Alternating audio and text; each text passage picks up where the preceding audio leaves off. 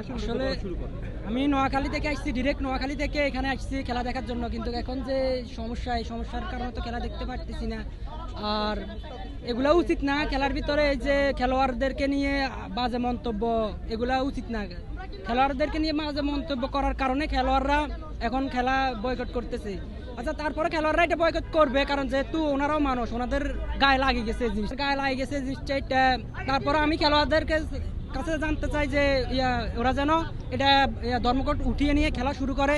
আমরা অনেক দূর থেকে আসছি, আমাদের টিকিট এবং কি আমাদের গাড়ি ভাড়া অনেক টাকা খরচ হয়ে গেছে। আমরা চাই খেলা যেন সুস্থভাবে হোক, আমরা সুস্থভাবে খেলা দেখতে পারি। আমরা এটাই আমার কাছে আবেদন।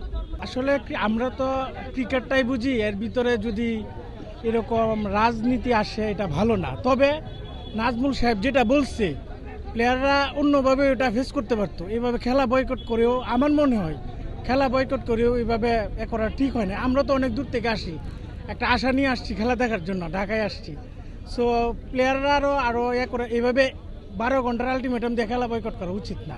হয়তো বা 2-3 দিন সময় দিতে পারতো, আমরা তো 2-3 দিন দেখতে পারতাম, এর ভিতরে একটা সলিউশন আসতো। সো আমরা চাই বাংলাদেশ ভালো খেলুক, এখানে কোনো রাজনীতি যাতে না আসে। আমাদের ক্রিকেটের অবশ্যই একটা গঠনতন্ত্র আছে, সব কিছুর একটা আছে। উনি যদি আইনের বাইরে কোনো কিছু বলে, অবশ্যই সাংগঠনিকভাবে বিসিবি সেই সিদ্ধান্ত নেবে, কিন্তু সেটা প্লেয়াররা খেলা বয়কট করে না। আমার কাছে এটা ব্যক্তিগতভাবে মনে হয়।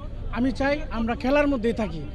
আর যে সিদ্ধান্তগুলা বিসিবি থেকে আসবে, আপনাদের যদি প্লেয়ারদের যদি মনে হয় না সিদ্ধান্তগুলা তাদের বিপক্ষে যাবে বা এটা পরিপন্থী, তাইলে আলোচনা করতে পারে, কিন্তু খেলা বয়কট করাটা আমার কাছে মনে হয় খুবই অযৌক্তিক একটা সিদ্ধান্ত হয়েছে বলে আমি মনে করি। এটা আমি পুরোপুরি সমর্থন করি না, কেননা একজন উনি পরিচালক হিসাবে ক্রিকেটারদেরকে আঘাত করে কোনো কথা বলা উচিত না।